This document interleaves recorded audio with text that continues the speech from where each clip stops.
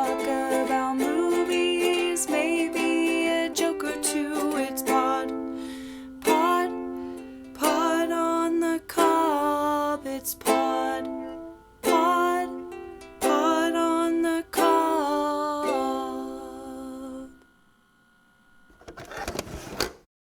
Hello, everyone. Welcome to Pod on the Cob. My name is Stephanie. And I'm Tyler.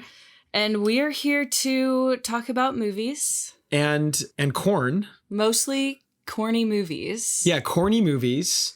Stephanie and I have a deep appreciation for movies. And we have a passing interest in corn.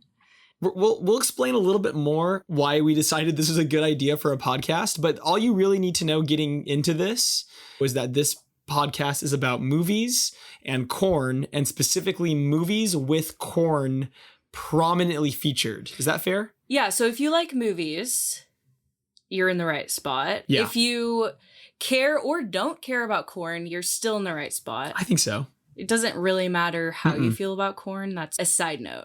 Yeah, I mean... But it's also really important. But it's also really important. But it's not enough that if you don't like corn, you shouldn't stop listening. Because that's understandable. Because that would be understandable. Yeah, we're not going to fault you for that. If you don't like movies, but you love corn, skip to the end. Because we're going to stick around. You know, you might learn something. I promise you're going to learn something. You might learn something, and you might end up developing an appreciation for movies. Or... corn. Last Halloween, Stephanie and I did a bunch of movie viewings together. We did 3 in particular that were like back to back. And each of those 3 movies, they're all horror movies. Yeah. They're all very varying degrees of quality, from shockingly horrible to shockingly great, I would say. Okay. But Children of the Corn falls right in the middle for me. So we watched these 3 movies in a row, and they all involved corn. And this is where we came up with our idea for our amazing podcast of we should do a podcast about movies with corn in it. We watched Children of the Corn, and we all watched it like our respective homes. And it was like a watch party, which is great. We finished the movie. We all had made our jokes, and it was great. And I'm like getting ready for bed. I think I was in bed at this point, and my phone rings, and it's Tyler. And I was like, Tyler? Okay, I guess I better answer. This seems important. Yeah, you should answer my calls. So I pick up the phone, and he's like, hey, I have stroke of genius, and this is my idea. So here we are today. Is it genius? There might have been a little hubris in that. I might be adding in the word genius. I hope. You probably just were really humble about it. I was probably really stoned when I said it, is my guess. Extremely humble about it. Extremely humble. This is the first episode of Pod on the Cob. And the first movie we are reviewing is, of course, feels like the right one to do, is Children of the Corn from 1984. Yeah, so Children of the Corn was released March 9th, 1984, so early 1984.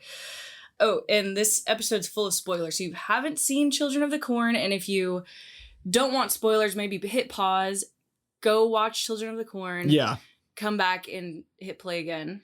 It's the 80s. Things were great. Things were rocking back in the 80s. Lots of bright colors. Lots of Coke, I feel like. Yeah. People partying. Oversaturated when you say colors. Almost like the whole world of Children of the Corn is horribly oversaturated. Yeah.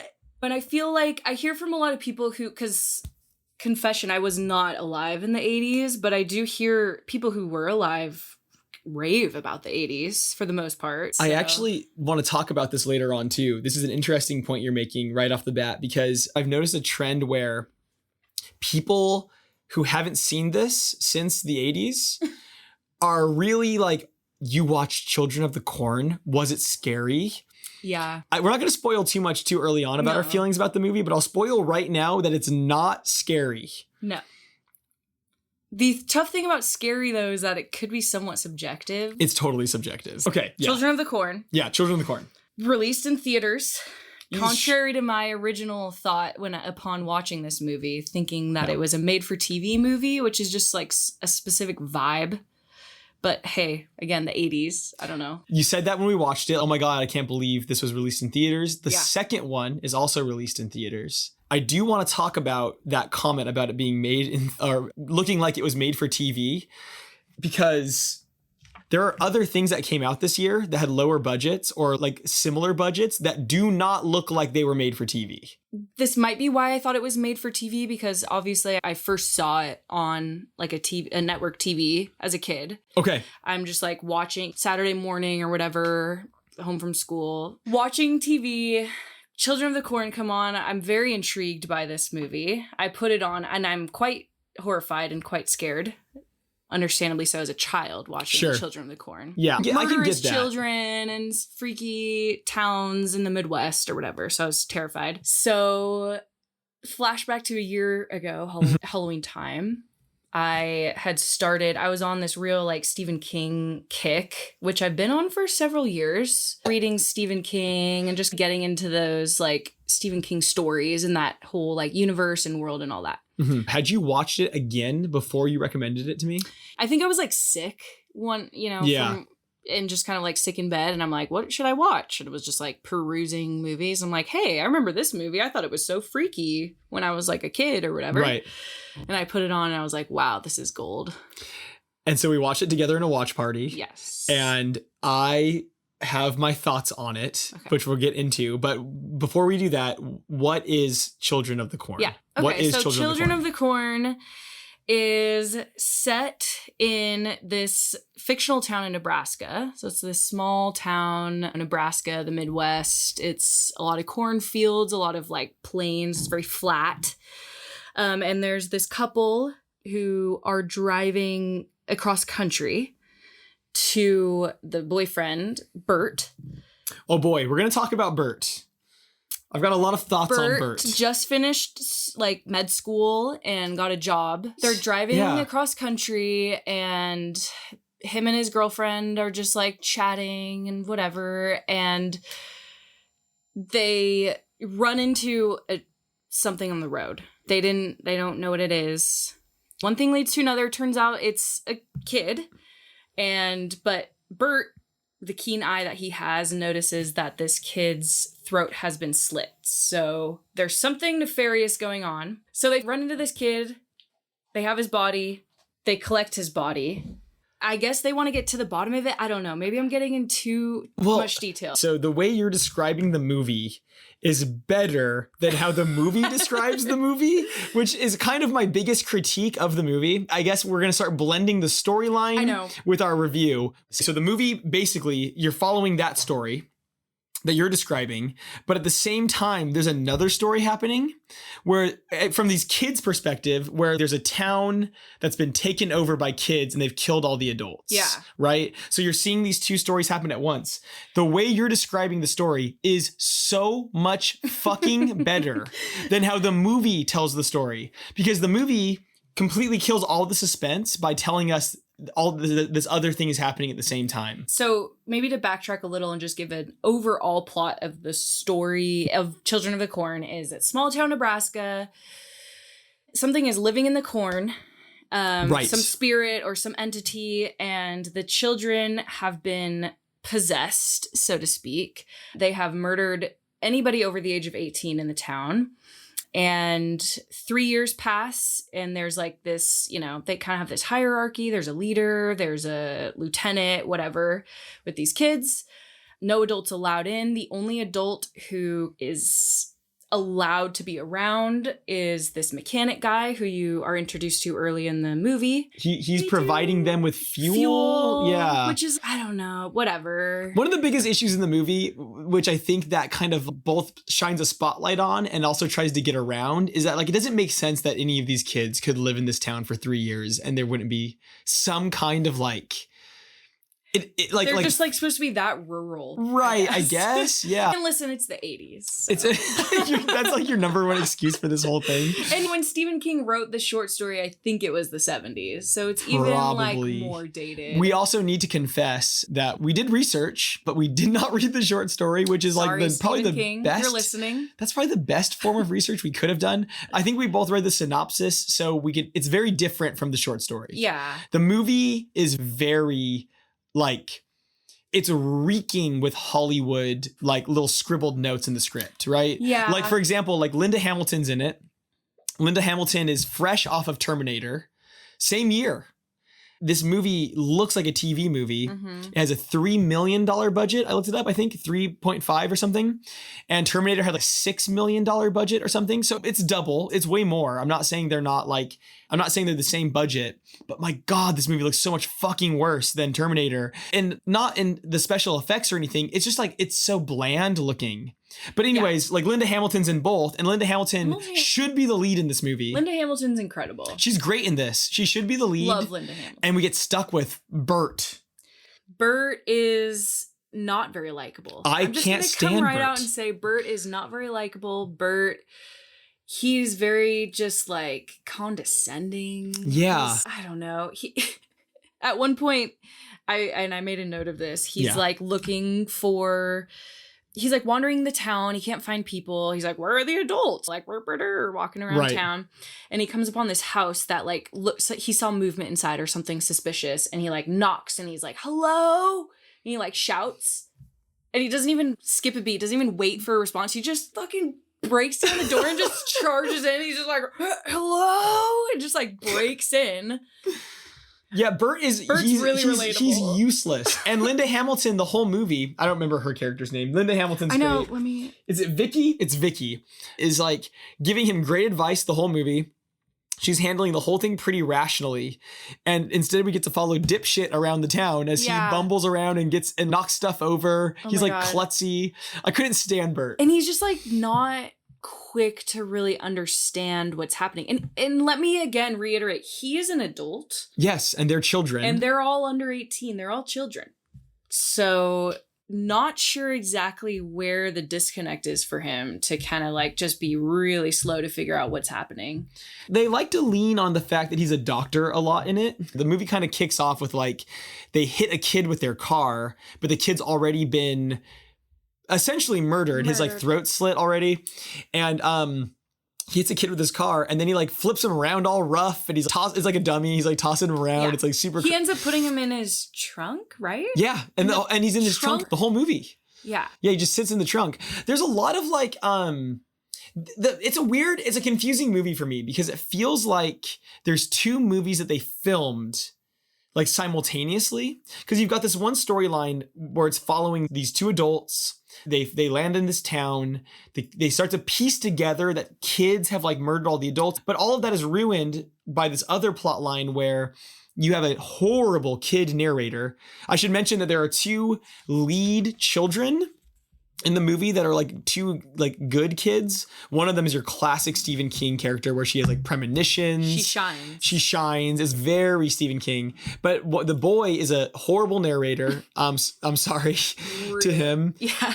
But he's like this horrible narrator, and the way they like reveal all of that in that other plot line is so bad.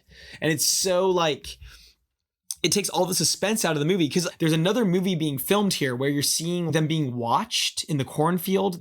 Vicky and Bert are being watched in the cornfield and they're not showing who's watching them. And the guy at the mechanic shop you mentioned, he's being spied on. And they show like these little like point of view shots. But we know it's kids because we've seen this other storyline. All the suspense is completely deflated. And I know it's supposed to be creepy, they're kids, but knowing they're kids for me makes it like not creepy. Yeah. I know. And I will say one thing I wrote down a lot when I was watching this movie and taking notes was that probably one of my favorite things about the movie, at least like as far as the cinematography goes, is I really do love how they use the POV in the movie. Totally. To at least attempt to add the suspense in it, because it does. I don't know. It puts you in the corn. It puts you in the corn. It puts you in the rows. But you already know who it is who's watching them. So then you're just like, why keep it a mystery? It's like, oh man, it's a confusing. I watched it twice in the last year. I watched it last Halloween with you. And I watched it again for this review. Mm-hmm. You watched it with me both times. Yeah. I didn't like it the first time. and not in a fun, ironic way. I like straight up didn't like it. I have a list on my letterbox of like my worst movies of last year, and not worst. Like I like some bad movies, but I didn't like it even in that way last year. This second time around, I actually liked it a lot more. Oh, good. But I would still put it into the category. If I'm not 100% sure, I think that Children of the Corn is like so bad it's good. I think it's just shy of getting that good level for me. Yeah. I feel like they missed the mark a little bit too. And something interesting to add is that we've said this repeatedly, but this is based off a Stephen King short story. Right. And Stephen King actually wrote a screenplay for Children of the Corn. Yeah. And the director or the studio was like, nah. Yeah. Sorry, Stephen. We're going to go with this other guy's screenplay. Yeah. And we're just going to make that movie instead. And Stephen King's like, all right, right on.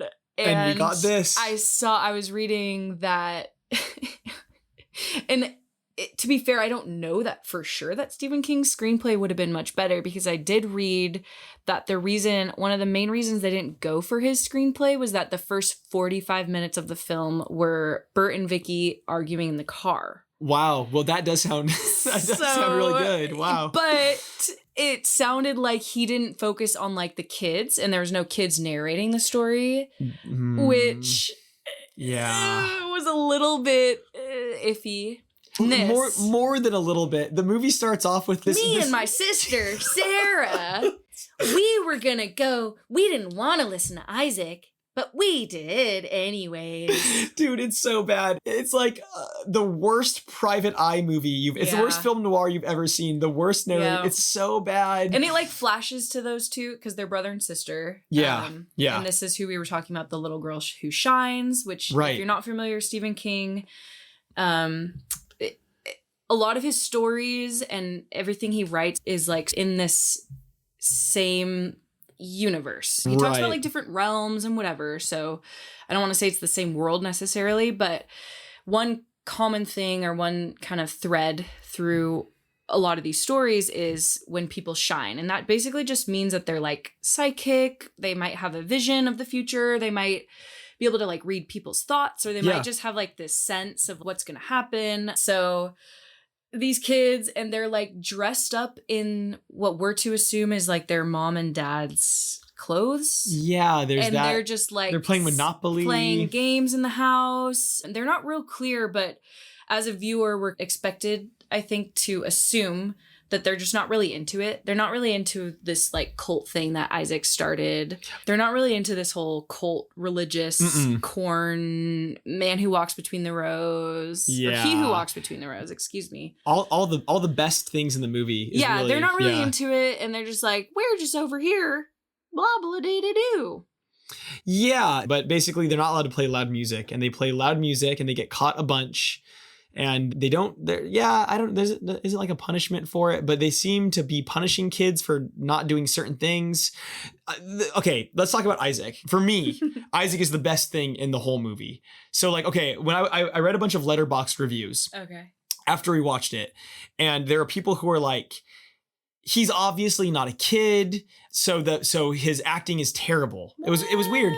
And I was like, okay, so the person who plays Isaac, they aren't actually a kid. When it was filmed. Yeah, no, I think they have John Franklin. I did not know that going in. Yeah. I think they might have had a condition or something where they looked younger. I don't know the details on that, but they're great. And they do a great job of both feeling very adult and like above the kids and feeling very childlike in a way that's, I agree. You know, there's a part in the movie, and Stephanie already warned you, this is rife with spoilers, but at the end of the movie, the two kind of powers in the Children of the Corn community are Malachi and Isaac. Malachi usurps Isaac at the end, and Isaac throws like a temper tantrum, and it's great because he totally feels like a kid. He doesn't feel like an adult at all. I was shocked to see how many people on Letterboxd were like, I was taken out of this by Isaac. Like he was like, any scene he was in, I was like totally like, that's when I was focusing. Yeah. Taken out of this. If we were taken out of this by anyone, it was either Bert. Yep. Job, which is the little boy's name. The narrator. Okay. I would have never guessed Job, that. Yeah. And Sarah is his little sister. They would be who probably would take me out of this, but Yeah, Isaac, I feel like Isaac was pretty solid. Malachi, he came in strong. Malachi took me out of it in fun ways. Yeah. Malachi was like clearly a kid, clearly not an adult. On the older side. On the older side. Pushing 18, which yeah, we find out later in the movie what happens when you turn 18. What happens when you turn 18? So our main character, Bert, at one point, maybe past halfway through the movie, he's running around town. He's doing like a tour of Gatlin. Okay, so you talked about Gatlin. Gatlin is a fictional town in Nebraska. It shows up in a lot of Stephen King stories. A lot of the stories he writes are set in similar, like Salem's Lot, or he has like fictional places. Yeah, how those show up in a lot of his stories.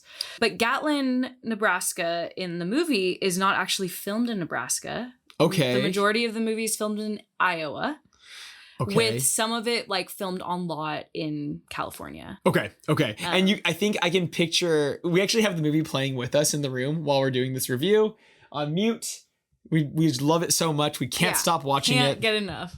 And I feel like if I were to turn around and watch it in more detail, I think you could probably pick out where it's California. For sure. Yeah. And I love that it's like, we're in Nebraska, but it's not Nebraska. I mean, full confession, I have never been to the Midwest, the Midwestern region in the United States. You need to see some corn in real life. I need to go and just like really fully immerse myself in some of these cornfields to put myself in those shoes. I think so.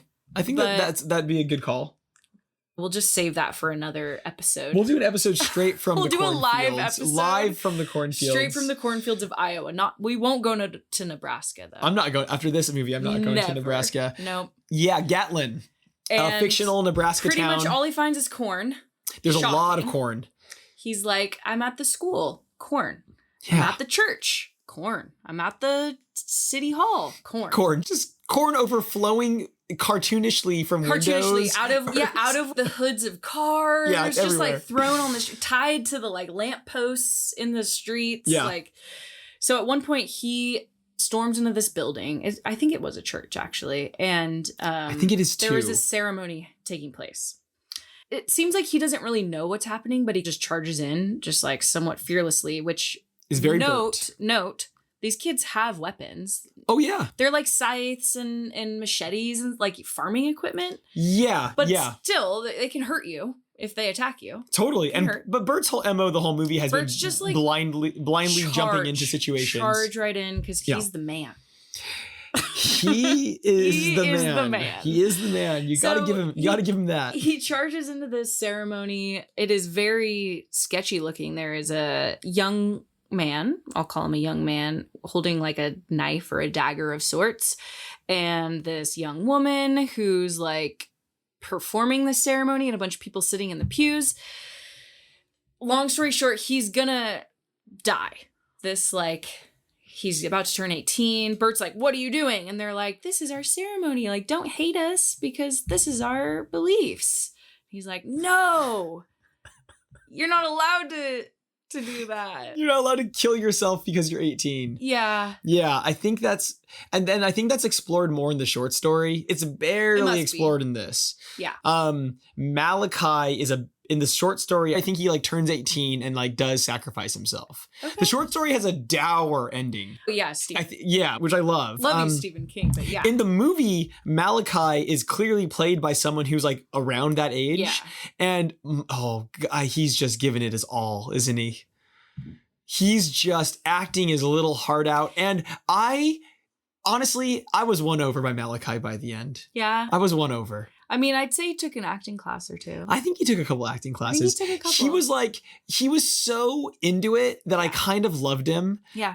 But he's so like theater kid. Like it's So kind of getting to the end of the movie here. Yeah. At some point, Bert and Vicky get separated, which is like rule number 1 in a horror movie. I know. Don't separate from and it's his idea. You're with. She insists they don't, and it's his idea. He's terrible.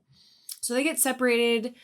Vicky gets taken by the children. the kids. Yeah. The teens, let's be fair, they're teens at this point. Yeah. And Bert is just wandering around town or whatever. He bumbles around the town. Vicky gets taken, and Vicky's like in a dire situation. She's fully strung up on this cross, and like they're gonna kill her. They're gonna sacrifice her. Bert's kind of just like, oh yeah, my girlfriend. And this it seems like an afterthought that he like needs to go save her. Yeah. I don't know.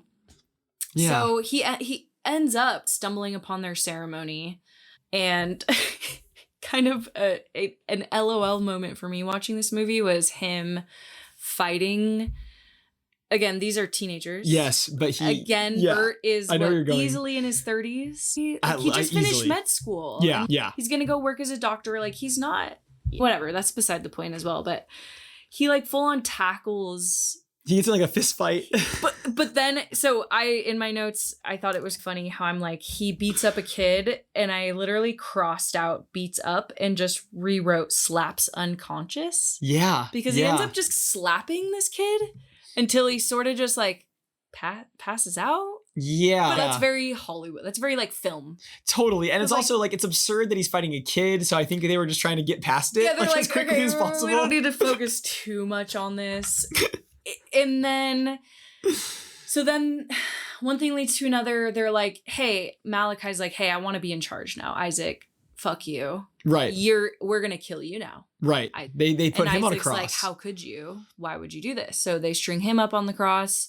This is the first time we actually see the man he who walks behind the rose. Sorry, I keep saying man, but they don't ever say man. They say he. Yeah. Who walks behind the rose. Right. You see him kind of. See it in a sense where the dirt is moving and. Yeah, some grip is pulling on a rope and there's a thing under the ground. And it's making dirt go up, and it's great. I actually love it. I'm not even trying to make fun of it. I totally love it. So he gets like summoned. Yeah. I don't know. I feel like they meander through the middle part of the movie, and then at the end, it's like, slog. It's over. At the end, it's all of this stuff, all these pieces fall into place and all this, and they like realize this is how we're supposed to defeat him. We have to burn the cornfield. The way they learn how to kill the he who walks behind the rose is the most Hollywood thing ever. Yeah. They find a cryptic note that's written by a cop who had died there. Yes, who the cop we find out, or we infer. Yeah. That the cop was trying to stop the kids. He was that last sort of holdout of the town. That's a good point. I guess I never thought about that before. He must have been. I like really tried to think about it, and it's like the cop, they call him the Blue Man. Yes. But they show him, and he's like a skeleton or a corpse hanging on a But he's wearing a police uniform, cross. Which the classic. Again, it's the 80s, so the classic cop outfit with like a costume. Blue. Yeah, it's like you got it at Party City. Blue button up with the hat. Also, they know. Listen. Also, I get that they use a cryptic language the whole movie, like an archaic language, but they know what a cop. They know what a cop is. They would like they call him the Man in Blue or the Blue Man or whatever. They call him the Blue Man. But like they're a bunch of kids. They would call him like Mr. Policeman. We're supposed to believe they're like mega indoctrinated. Yeah, that makes sense. And it's been 3 years, to be fair. So that's if true. They were 5 when they killed all the grown-ups, now they're 8. That's a good point. I'm splitting hairs. They were 10. I'm splitting hairs. Now they're 13. But the cop left a cryptic note that doesn't just say, use the gasoline in the cornfield. He leaves an incredibly cryptic note. Guess what he does? It's like say it. He highlights a verse in the Bible. He highlights a verse in the Bible. He does. That's embarrassing. Again, cryptic. Beyond cryptic. I didn't even bother to take note of whatever this Bible verse was. Yeah, I think it's from Revelation. I'm trying to remember now. I don't know. But they somehow figure it out because Bert and Vicky are just really smart like that. I think Vicky, to be fair, figures it out. Actually, yeah. Vicky saves the day. Exactly, because like I've been rooting for her the whole movie. I think she figures it out, which is wonderful. And they do it. They light it on fire and they blow it up. And the movie ends with a big explosion. Yeah, and we do see he who walks behind the rose. Sorry, I keep saying between. I don't know why. It's a long name. It just crisscrosses. The wires crisscross in my mind. He who walks behind the rose. I have it written down. Behind the rose. I know, and I even have HWBTR. Well, that clears it up. That clears it up. That made it a lot easier. They show the monster. They show that entity. He's like a static cloud. A really bad special effect from the 80s. Really brutal special effects. But they, again, like I said, at the end of the movie, kind of like all the cards are shown and then you're just like, right on. Right on. Like, yeah. You're along for the ride at this point. You're just laughing. The special effects. Oh boy. The field burns. It's a whole thing. They end up, Vicky and Bert end up kind of just like walking, sort of meandering themselves back to their car with little Job and Sarah in tow. Mm-hmm. They're now this like sweet little nuclear family. They even make a really tasteless joke about how they are going to adopt the two kids. Maybe it's not a joke. Maybe they are going to adopt them, but it's so dark. Because it's like they don't know them at all. No.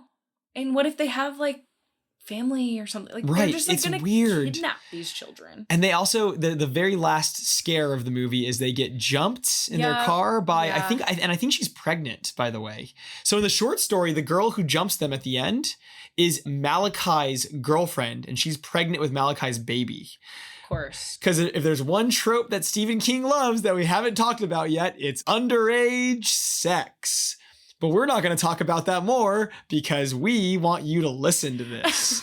But Stephen King loves underage sex in his stories, and it's weird. And just like cringy female characters. Yeah. Let's be real. Yeah. And I'm a woman.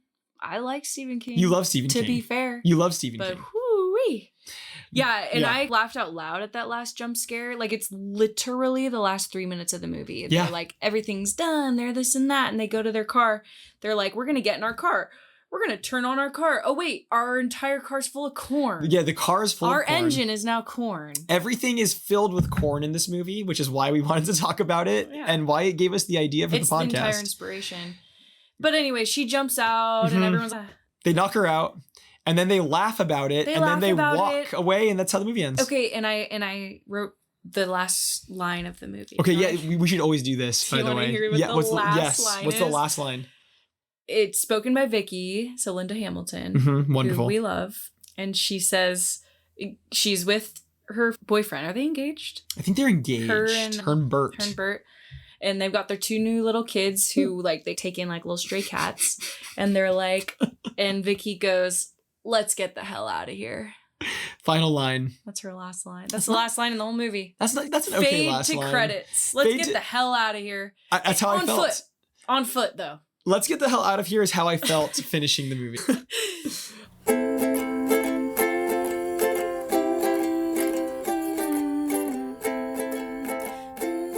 I like the concept of this movie a lot because it ends up being true. It's a dumb concept, except for it ends up being accurate. And I think that's what makes it good. So what I mean by that is the kids are all worshiping a deity or a figurehead that exists in the cornfields called He Who Walks Behind the Rows, I want to say.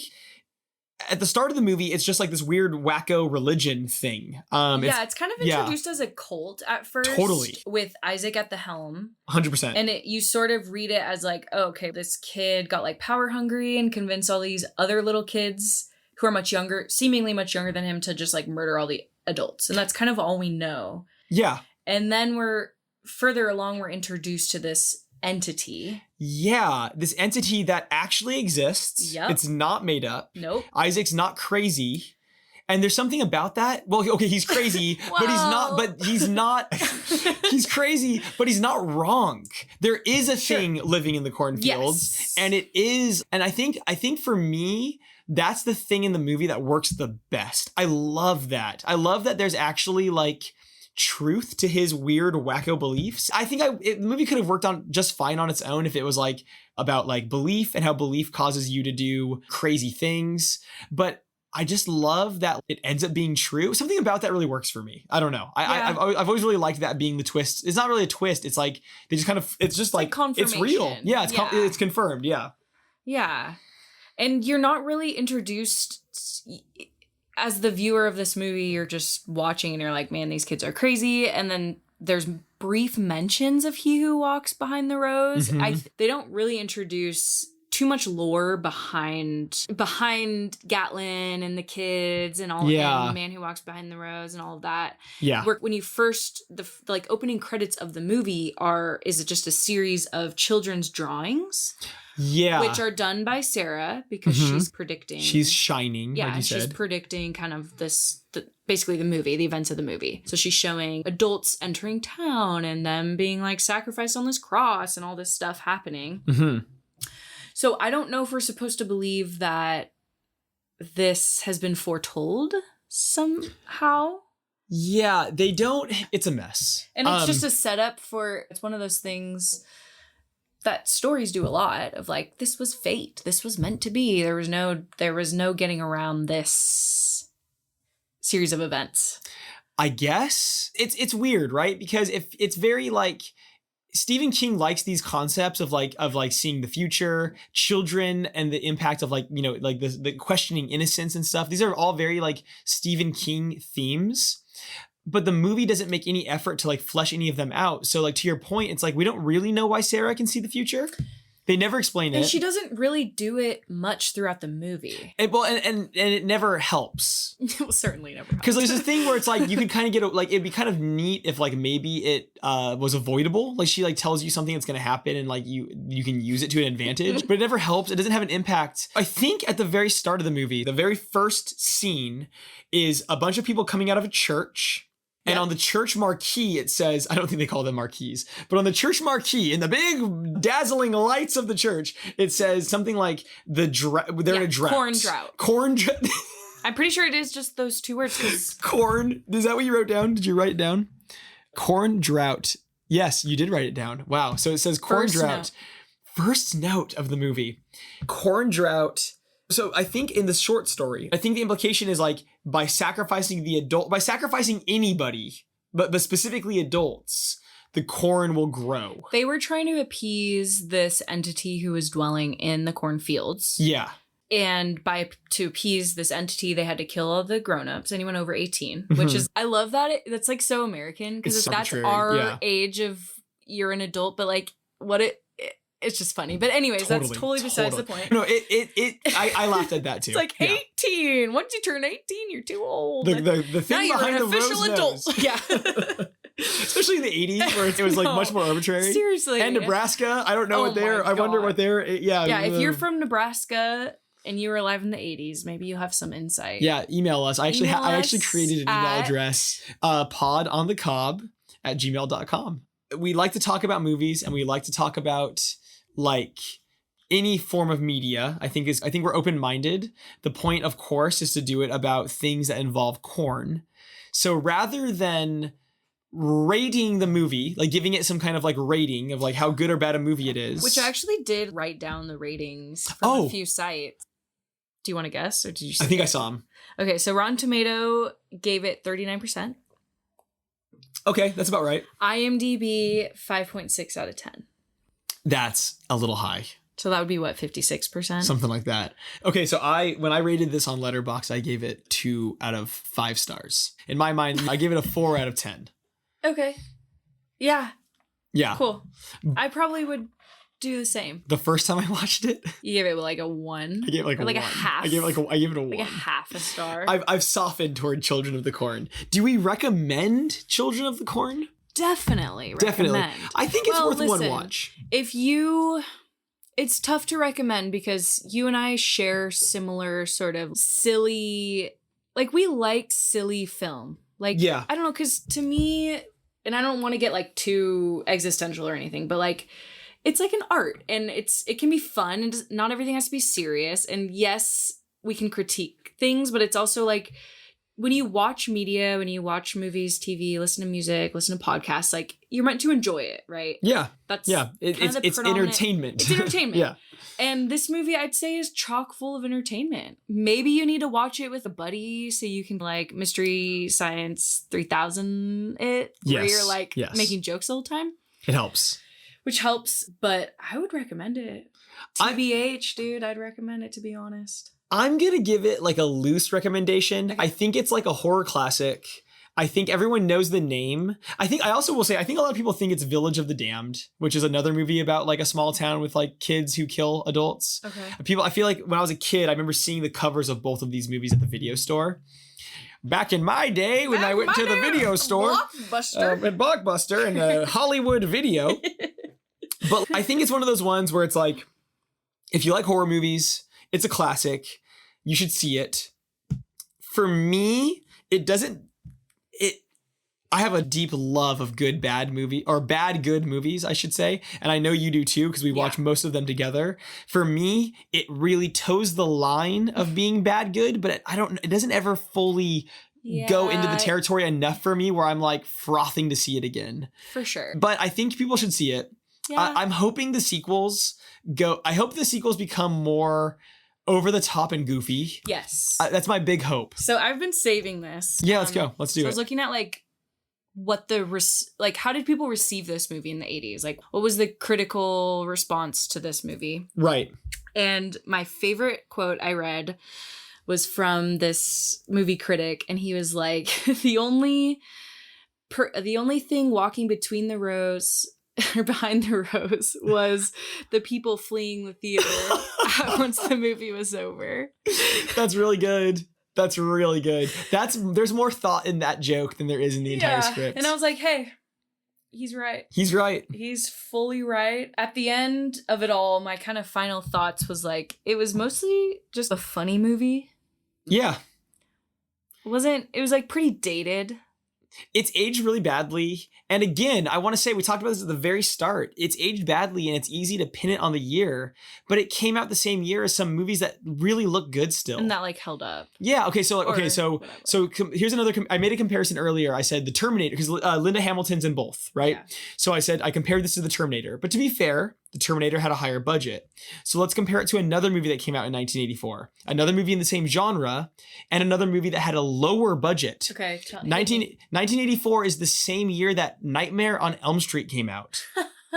And Nightmare on Elm Street totally holds up. Yeah. Like I watched it a couple years ago. I haven't seen it for like maybe 2 years, but I watched it like 2 years ago. It fully holds up. It still looks good.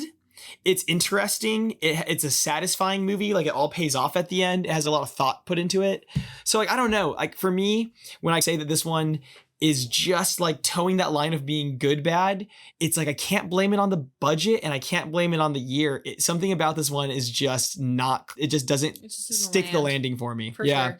But listen, at Pod on the Cob, what we care about more than the movie's quality is the quality of the usage of the corn in the movie. This is the pinnacle. This is sort of, what it's about. If you've stuck around this long, you've made it to the point of the podcast, which is we are going to rate Children of the Corn based on the use of corn. And what I mean by that, to be clear, is how did the corn factor into the movie in a meaningful way? How was corn uniquely used in the movie, and how prominent was corn in the movie? So we're going to rate this not based on how good it was or how much we loved watching it. We're going to rate it on the corn. So I have thoughts on this, but Stephanie, you kick us off. What are we doing? What do we decide? 5 cobs? Yeah, we're 5 out of 5 cobs. So our rating scale is cobs. Yeah. It's anything between 0 and 5. 0 and 5 cobs, 5 being the most corn imaginable. Corn cobulous. Corn. It's cornucopia. There's another podcast with that name already. I looked it up. How many cobs are you giving to Children of the Corn? It's tough for me. This one's tough because it's the first. So I really want to give it a high rating because I also took a few specific notes to like on legitimately the use of corn. Like, at one point there was a knife where the hilt of the knife was corn. Yep, I have that note. Me too. The bowl. They had this like bowl they were drinking out of during the ceremony was made of corn. Yeah, we have crucifixes made of corn. Crucifixes made of corn. Both miniature crucifixes and full-blown human-sized crucifixes made of corn. We have corn pouring out of almost every single set on the entire movie. Anywhere where you could put something, they put corn. Yeah. Out of we already said this, out of windows, out of mailboxes, out of cars, anything. They're doing everything they're doing for corn. Yeah. The monster in the movie lives in the corn. Yep. So what's your number? How many cobs? Gosh, I'm just going to go for it. Give it a 5 out of 5 cobs. I think you're going to be delighted to find out that I too gave Children of the Corn 5 out of 5 cobs. Yeah. I've purposefully withheld from reading my notes out loud, but I'm going to read this one because this is what I wrote. Holy shit, how could we ever top this? Yeah. This movie is literally overflowing with corn. Yeah. It's actually popping out of all the windows. There's big and little corn crucifixes. The kids are trying to maybe like end a drought in their cornfields or something. Yep. This movie's it's a 5 out of 5. It's going to be hard to top our first episode in terms of corn usage. Well, at one point, the corn, like the stalks, did we decide that's what they're called? Yeah, I think so.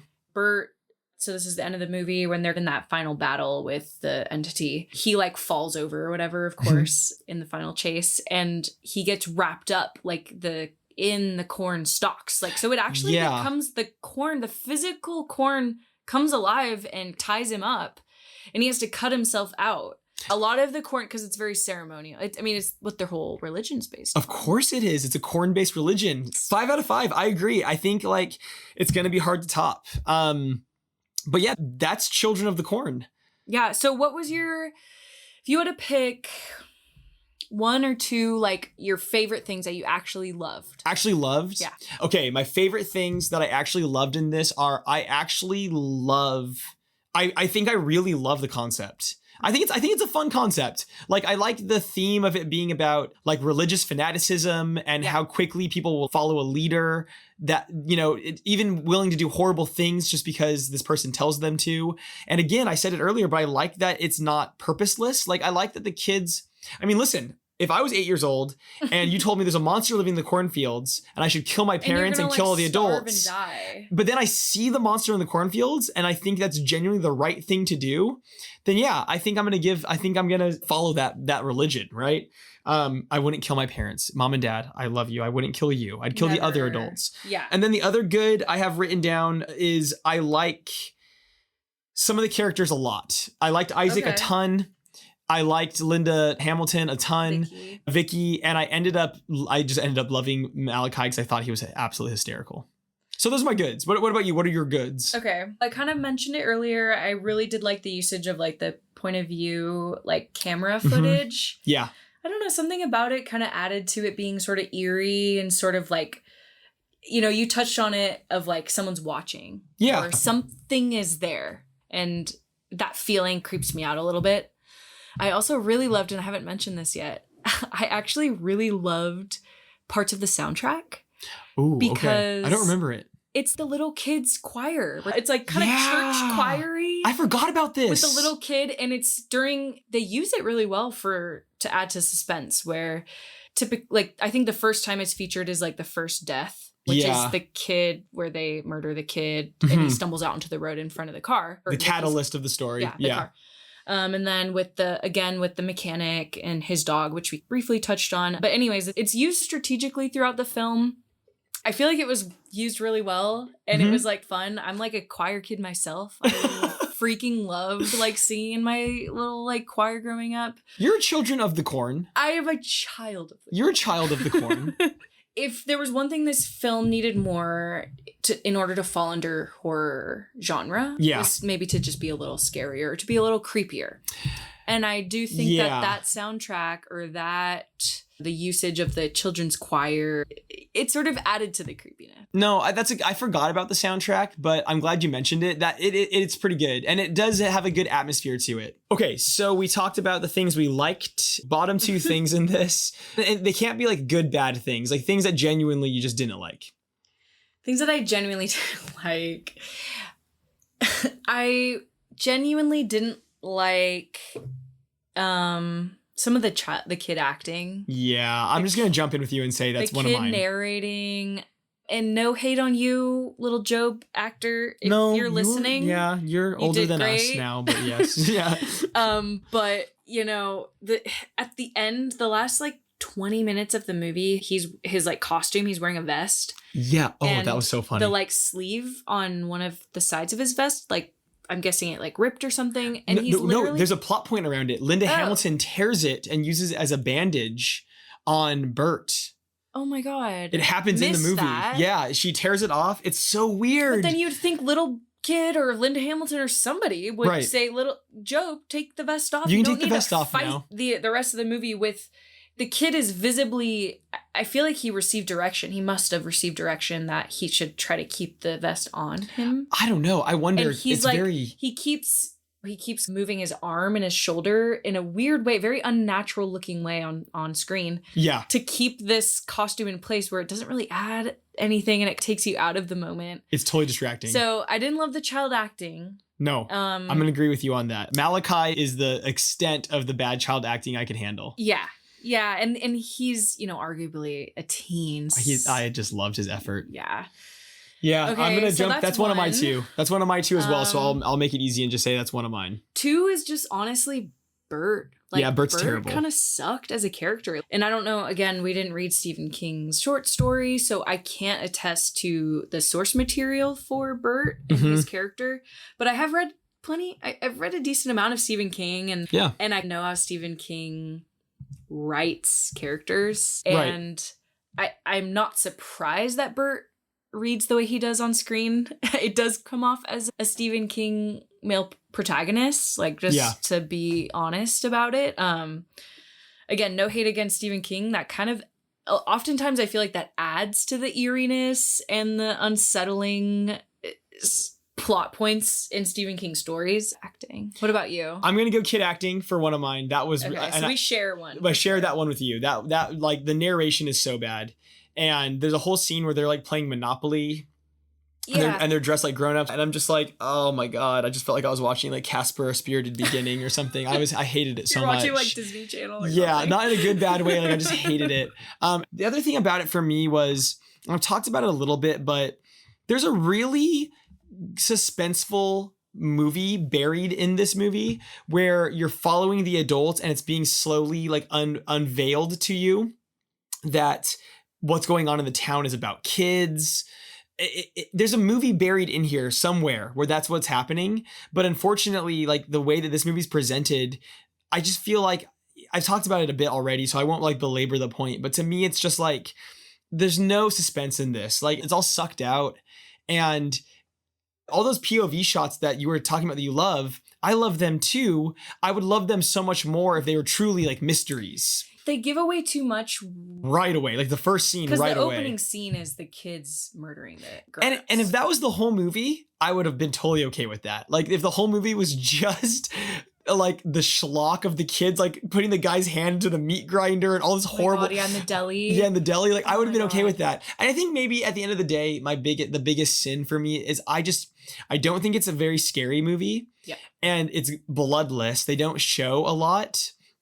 And I remember watching this with my aunt and uncle, and they were both like, this is going to scare the shit out of you. Wait, how old were you when you watched it? I was out of college. Oh, okay. I was like in my 20s. And they thought it was going to scare the shit out of you. And I kind of said this at the start of the episode, but to me, there's a nostalgia to this movie that is really out of whack with the actual movie. People remember it really differently. They think it's scarier than it is. I've just noticed this with people I've talked to. I've had a lot of people that are a little older than me. When I told them we were doing this and I told them we were watching this, I've had a lot of reactions from people where they're like, oh my gosh, that scared me so bad when I was a kid. That's a scary movie. And it probably did scare you when you were a kid. Yeah. But oh my God, I just can't even imagine being scared of this now. Even Casey, like my partner, we watched this together. She wasn't, I mean, she was kind of scared because Casey, I love you, but you're scared of everything.